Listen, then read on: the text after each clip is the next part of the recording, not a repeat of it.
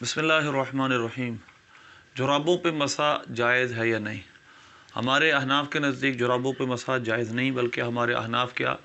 आइम्मा अरबा के नज़दीक मुरव्वजा जुराबों पर मसा जायज़ नहीं है। क्योंकि ये मेरे सामने फ़िक़्ह अल मज़ाहिब अल अरबा है। मैं इससे पहल आपको एक हवाला पेश करता हूँ, उसके बाद हम जो मसाइल जुराबैन पे हदीस है उस पर बहस करेंगे, उसकी सनद पर बहस करेंगे। इस पे सफ़ा नंबर 81 है, फ़िक़्ह अल मज़ाहिब अल अरबा दारुल गद्ल जदीद की छपी हुई, चारों इमामों की फ़िक़्ह इसमें बयान होता है।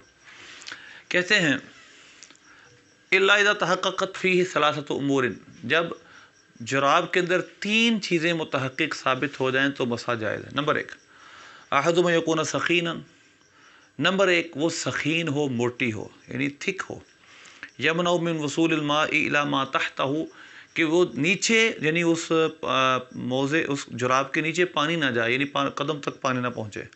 सानिहा, दूसरी शर्त यह है यसबुत अलल क़दमैन बिनफ़्सिही मिन गैर रिबातिन, बग़ैर बांधे वो कदम पर जम सके, दूसरी शर्त ये। और तीसरी शर्त यह है अल्ला यकून शफ़ाफ़न यरा मा तहतहु मिनल क़दमैन, इतनी शफ़ाफ़ ना हो, साफ़ ना हो कि कदम नीचे से नज़र आए। और मिन सातिरिन आखरा फ़ौक़हुमा, या दूसरी कोई चीज़ उसके ऊपर से उसको छुपा ले। फ़लौ लाबिसा शराबन सख़ीमन यसबुतु अलल क़दमी नफ़्सिही लकिन मसनूअन मिन मादतिन शफ़ाफ़तिन यरा मा तहतहु, लेकिन अगर इतनी शफ़ाफ़ शराब मोटी है लेकिन शफ़ाफ़ है, साफ़ है, कि जिसकी वजह से नीचे का जिस्म नज़र आ रहा है, तो ला युसम्मा खुफ़्फ़न, उसको खुफ़ नहीं कहेंगे, यानी उसको मौज़ा नहीं कहेंगे। वला युता हुक्मल खुफ़ी, और उसको खुफ़ का हुक्म भी नहीं दिया जाएगा, यानी मौज़े का हुक्म नहीं दिया जाएगा। फ़मता तहक़्क़क़त फ़िल जुराबी हाज़िही शुरूतु काना खुफ़्फ़न, जब जुराब में ये 3 शर्तें, नंबर 1 वो सख़ीन हो, मोटी हो, नंबर 2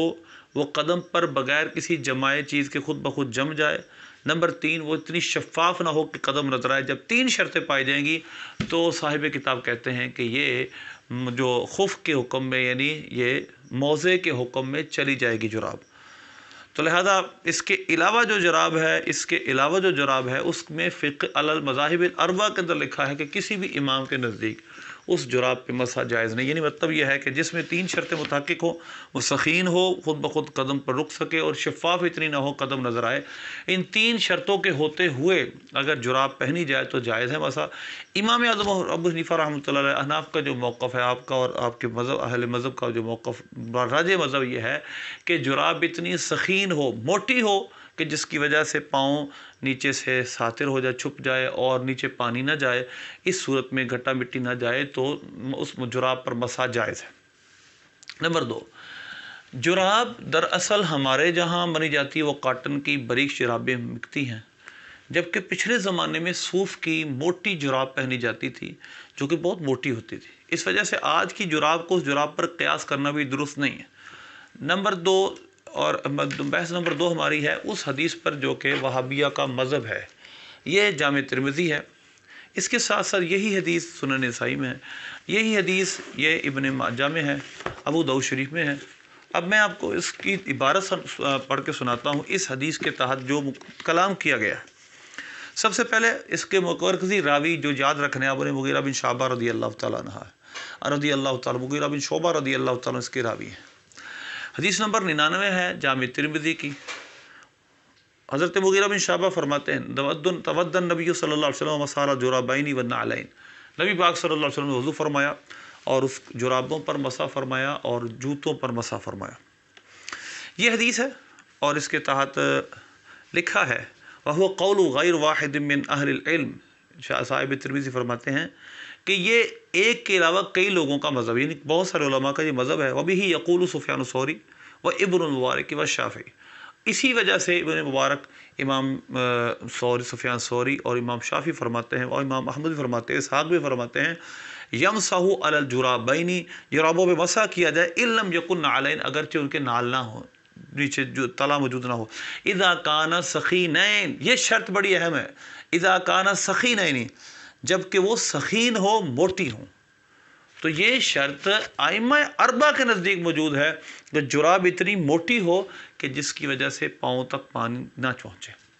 इसके बाद इमाम तिरमिज़ी ने एक बात की है, वो पहले दोनों को हम मिक्स करके इसकी सनद पे बात करेंगे। امام ترمذی نے فرمایا سمیت صالح بن محمد ترمذی، میں نے صالح بن محمد ترمذی سے سنا، انہوں نے کہا میں ابو مقاتل سمرقندی سنا، دخلت ابی حنیفہ، میں امام اعظم ابو حنیفہ کے پاس گیا ان کے مرض میں جس میں فوت ہوئے، فدعا بماء، انہوں نے پانی بلایا، پانی منگوایا، فتودع علیہ جورابا، انہوں نے وضو کیا اور ان پہ جرابیں تھیں، فمسح علیہما، انہوں نے جرابوں پہ مسح کیا، اور پھر کہا فعلت اليوم شیئا لم اکن فافعلہ، میں یہ وہ کام کر رہا ہوں جس سے میں پہلے نہیں کرتا تھا، مسحت علی جرابین وہما غیر منعلین، میں جرابیں پہن کر مسح کر رہا ہوں اور وہ تلے والی بھی نہیں ہے۔ یہ دو باتیں جن کی میں نے آج آپ کے سامنے وضاحت کرنی، ایک تو امام اعظم کی جو روایت ہے اس پہ بات پہلے کر لیتے ہیں، اسی حدیث کی کتاب کے اندر جو زبیر علی زئی کی تحقیق نیچے موجود ہے اس کی سند پر، انہوں نے کہا اثر ابی حنیفہ سندہ موضوع، جو اثر ابی حنیفہ ہے امام اعظم سے جو اثر قول جہاں منقول ہے اس کی سند موضوع ہے، من گھڑت ہے، فیہ صالح بن محمد ترمذی کذاب، اس میں صالح بن محمد ہیں جو کہ کذاب ہیں، یعنی یہ راوی حدیث کے اندر کذب بیان نہیں کرتا تھا، یہ کذاب راوی ہے۔ تو امام اعظم کی طرف اس کی نسبت جو جامع ترمذی میں کی گئی ہے وہ تو ویسے ہی موضوع ہے، امام اعظم سے ایسا قول مذکور نہیں ہے، ہاں اگر بالکل ہو بھی تو کوئی مسئلہ نہیں، امام اعظم موٹی جراب پر سخین جراب پر مسح کے قائل ہیں۔ دوسری بات اس مغیرہ بن شعبہ رضی اللہ تعالی عنہ کی حدیث پر ہے، زبیر علی زئی نے کہا اسنادہ ضعیف، اسی کتاب کے اندر کہا اس کی سند ضعیف ہے۔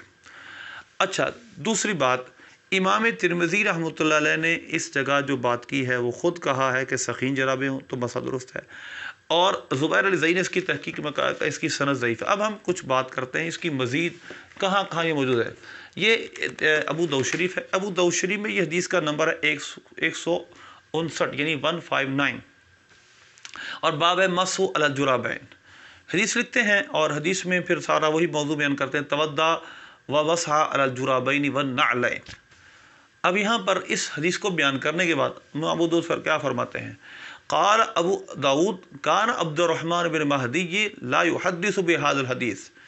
کہ عبد الرحمن بن مہدی اس حدیث کو بیان نہیں کرتے تھے، کیوں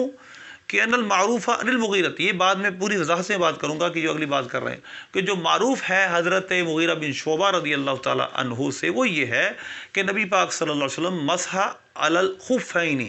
آپ صلی اللہ علیہ وسلم نے خفین پہ مسح کیا ہے۔ اور اس کے بعد لکھتے ہیں وروی ھذا ایضا عن ابی موسیٰ اشعری ان نبی صلی اللہ علیہ وسلم، حضرت ابو موسیٰ اشعری رضی اللہ تعالیٰ عنہ سے بھی روایت ہے انہ مسح علی الجرابین، نبی پاک صلی اللہ علیہ وسلم نے جرابوں پہ مسح کیا، ولیکن لیس بالمتصل ولا بالقوی، اس کی سند نہ متصل ہے نہ قوی ہے، یعنی سند بھی جڑی ہوئی نہیں ہے، متصل نہیں، منقطع سند ہے، اور قوی بھی نہیں ہے، ضعیف ہے۔ تو لہذا اس میں اس کے حاشیے میں لکھا ہے، اسی ابو داؤد شریف کے حاشیے میں، عربی حاشیے میں، لینا راوی ہی ان الضحاک، کیونکہ ضحاک سے جو روایت کرنے والے ہیں وہ عیسیٰ بن سنان ہیں، عیسیٰ بن سنان ضعفہ احمد و ابن معین و ابو زرعہ والنسائی وغیرہم، عیسیٰ بن سنان کو امام احمد بن حنبل نے، ابن معین نے، ابو زرعہ، امام نسائی نے اور بہت سارے لوگوں نے ضعیف قرار دیا ہے۔ تو لہذا اسی طرح اس کا دوسرا راوی عیسیٰ بن سنان ضعیف ہے، یعنی مطلب یہ ہے کہ عیسیٰ بن سنان، الضحاک، یہ دونوں راوی ضعیف ہیں، جو ابو موسیٰ اشعری رضی اللہ تعالیٰ عنہ کی روایت ہے اس کے بھی۔ تو لہذا پہلی بات حضرت مغیرہ بن شعبہ کی جو حدیث ہے اس میں جو راوی ہیں عبد الرحمن بن مہدی، کیونکہ اس پوری سند یہ ہے حدثنا عثمان بن ابی شیبہ عن وکیع عن سفیان عن ابی قیس ادوی، وہ عبد الرحمن بن سروان، عبد الرحمن بن سروان یہ راوی ضعیف ہے، اور حذیل بن شرحبیل سے جتنی بھی روایتیں اور حذیل بن شرحبیل نے حضرت مغیرہ سے کی ہیں وہ صرف یہی روایت ہے جس کے اندر مسح علی الخفین کی روایت نہیں ہے بلکہ مسح علی الجرابین کا لفظ ہے، باقی تمام سندوں میں مسح علی الخفین کا لفظ ہے۔ تیسرا حوالہ میں آپ کے سامنے پیش کرتا ہوں مسند امام احمد کا، یہ چھپی ہے دارالاسلام، یعنی کہ یہ نجد سے چھپی، یعنی کہ ریاض سے چھپی ہوئی کتاب ہے۔ اس کے اندر یہ حدیث کا نمبر ہے 18206، حضرت مغیرہ بن شعبہ سے روایت ہے، وہی حذیل بن شرحبیل راوی ہیں کہ ان مغیرہ بن شعبہ ان رسول اللہ صلی اللہ علیہ وسلم تودع مسح علی الجرابین والنعلین، کہ نبی پاک صلی اللہ علیہ وسلم نے نعلین یعنی موضوع پر، یعنی جوتوں پر اور جرابوں پہ مسح کیا۔ اس کی سند میں صراحتاً لکھا ہے ضعیف، اس کی سند ضعیف ہے، یہ صراحتاً میں نے اس کو ہائی لائٹ کیا ہوا، اس کی سند ضعیف ہے، لیکن اس روایت سے سند سے اس کو ثابت کرنا یہ قطعاً درست نہیں ہے، کیونکہ ابو قیس اور عبد الرحمن بن مہدی یہ دونوں راوی ٹھیک نہیں ہیں، جو کہ مغیرہ بن شعبہ رضی اللہ عنہ سے روایت کرتے ہیں۔ میں نے اب تیسری بحث آپ کے سامنے کر رہا ہوں اسی حدیث کے حوالے سے، وہ یہ ہے، یعنی پہلے ہم نے 2 پوائنٹ بیان کی، پہلے فقہی روح سے، دوسرا حدیث کی مغیرہ بن شعبہ رضی اللہ عنہ کی حدیث کے سند کے حوالے سے، تیسری بات کہ یہ حدیث مغیرہ بن شعبہ رضی اللہ تعالیٰ عنہ سے شرحبیل اور ابو قیس کے علاوہ جس نے بھی بیان کی ہے، یعنی جس نے بھی روایت کی ہے، اس تمام لوگوں نے کہیں بھی جرابین کا لفظ نہیں بولا، ان سب نے مسال الخفین کا لفظ بولا ہے۔ اب دیکھیں بخاری شریف کے حدیث نمبر 203 ہے، مغیرہ بن شعبہ رضی اللہ تعالیٰ سے روایت انہو رضی اللہ تعالیٰ عروہ بن مغیرہ عن ابیہ، یعنی مغیرہ بن شعبہ کے اپنے بیٹے جو حدیث روایت کرتے ہیں، امام بخاری نے وہ لکھی ہے انہو خارج لحاجتہ فاتبعہ المغیرۃ بادوات فیہا ماء، کہ نبی پاک صلی اللہ علیہ وسلم قضائے حاجت کرنے تشریف لے گئے اور مغیرہ بن شعبہ رضی اللہ تعالیٰ کے پاس ایک ادوات تھا، یعنی آپ کے پاس ایک برتن تھا جس کے اندر پانی تھا، فصب علیہ حین فارغہ من حاجتہ، نبی پاک صلی اللہ علیہ وسلم نے وہ پانی بہایا جب اپنی حاجت سے فارغ ہوئے، فتودع ومسح الخفین، اور آپ نے وضو فرمایا اور موضوع پہ مسح کیا۔ یہ صحیح بخاری کی حدیث ہے۔ اس کے بعد صحیح بخاری کی دوسری حدیث جو کہ جعفر بن عمر سے وہ اپنے باپ سے روایت کرتے ہیں کہ نبی پاک صلی اللہ علیہ وسلم یمسح علی امامتہ وخفیہ، نبی پاک صلی اللہ علیہ وسلم نے اپنے امامے پر اور اپنے موضوع پہ مسح کیا۔ اسی طرح اس سے اگلی حدیث یعنی 206 نمبر حدیث ہے، حضرت مغیرہ وہ اپنے باپ سے، یعنی وہی سند ہے، کنت مع النبی صلی اللہ علیہ وسلم فی سفر، میں حضور کے ساتھ ایک سفر میں تھا، فاہویت لانزع خفیہ، میں نبی پاک صلی اللہ علیہ وسلم کی طرف بڑھا تاکہ آپ کے میں موضع مبارک اتاروں، فرمایا دعہما فانی ادخلتہما طاہرتین، چھوڑ دو کہ میں نے اس کو پاکی کی حالت میں پہنا ہے، یعنی یہاں سے مسح الخفین ثابت ہوا۔ دوسرا حضرت مغیرہ بن شعبہ کی جتنی سندیں ابو قیس اور عبد الرحمن بن مہدی یعنی شرحبیل کے عمر بن شرحبیل کے علاوہ ہیں، ان تمام میں کسی جگہ بھی جرابین کا لفظ نہیں ہے، اس وجہ سے یہ شاذ روایت ہے جرابوں میں مسح کرنے کی، جس نے ثقہ نے اپنے اوثق کی مخالفت کی۔ اور صحیح مسلم میرے سامنے ہے، یہ مکتبہ قدیمی کی پہلے جلد، اور اس کے اندر باب مسح الخفین کا ہے، اس میں حضرت مغیرہ بن شعبہ سے مسح جرابین کی حدیث تو صحیح ہے، میں ہے ہی نہیں، بخاری مسلم میں ہے ہی نہیں، اور کتابوں میں باقی السنن اربعہ میں ہیں، مگر جو بخاری شریف ہے مسلم شریف ہے اس میں حضرت مغیرہ بن شعبہ کی حدیث ہے، لیکن وہ مسح الخفین کی ہے، وہ جرابوں میں مسح کی ہے ہی نہیں، وہاں لفظ ہی نہیں جرابوں میں مسح کی۔ مثلا پہلی حدیث اس کے بارے میں مغیرہ بن شعبہ 1، پھر اس کے بعد مغیرہ بن شعبہ 2، 3، 4، 5، 6، 7، تقریباً کو 7-8 سندوں سے زیادہ سندیں مسلم بن حجاج قشیری رحمۃ اللہ علیہ امام مسلم نے لکھی ہیں، کسی جگہ بھی جرابوں کا لفظ نہیں، ہر جگہ مسح علی الخفین، مسح علی خفیہ، حضور نے اپنے موضوع پہ مسح کیا، کہیں مسح علی الخفین ہے، کہیں علی امامے پر اور موضوع پہ مسح فرمایا۔ تو لہذا پھر حضرت بلال سے بھی روایت ہے کہ نبی پاک صلی اللہ علیہ وسلم نے موضوع پر ہی مسح فرمایا، موضوع چمڑے کے ہوتے ہیں، باقی کے نہیں ہوتے۔ تو لہذا ہمارے نزدیک جو ابو داؤد شریف کی حدیث اور جامع ترمذی اور ابن ماجہ اور سنن نسائی میں حدیث ہے، وہ سندن درست نہیں ہے، وہاں وہ ثقہ اپنے اوثق کی مخالفت، ثقہ بھی نہیں، وہ راوی ثقہ بھی نہیں ہے، تو اوثق کی مخالفت کرے ثقہ تو بھی روایت مقبول نہیں ہوتی، چہ جائے گا کہ ضعیف اوثق کی مخالفت کرے، ثقہ کی مخالفت کرے، تو لہذا اس لیے اس حدیث کی سند میں بہت بڑا کلام ہے۔ بات یہ ہے تحفۃ الاحوذی جو اس کی شرح ہے جامع ترمذی کی، اس کے اندر صراحتاً یہ بات لکھی ہے کہ ائمہ ایک حدیث کی کثیر جماعت نے مسح علی الجرابین کی روایت کو ضعیف قرار دیا ہے۔ آخری پوائنٹ جو میں آپ کے سامنے 5واں بیان کرنا چاہتا ہوں وہ یہ ہے کہ جو بڑا اہم ہے، قرآن پاک میں سورہ مائدہ کے دوسرے رکوع کی آیت ہے، یا ایھا الذین آمنوا اذا قمتم الی الصلاۃ فاغسلوا وجوہکم وایدیکم الی المرافق وامسحوا برؤوسکم وارجلکم الی الکعبین، اے ایمان والو جب تم نماز کے لیے کھڑے ہونے لگو تو اپنے چہروں کو دھو لیا کرو، اپنے ہاتھوں کو کوہنی سمیت دھو لیا کرو، سر کا مسح کر لیا کرو، اور اپنے پاؤں کو ٹخنوں سمیت دھو لیا کرو۔ قرآن پاک میں جو مفروض شے ہے، جس کو فرض کیا گیا ہے، وہ ہے دھونا۔ اب اس دھونے سے یہ فرض ہے، اور قرآن پاک کا کس اوپر ہم زیادتی نہیں کر سکتے خبر واحد سے، اگرچہ صحیح ہو۔ ہاں، خبر مشہور اور خبر متواتر سے زیادتی کی جا سکتی ہے،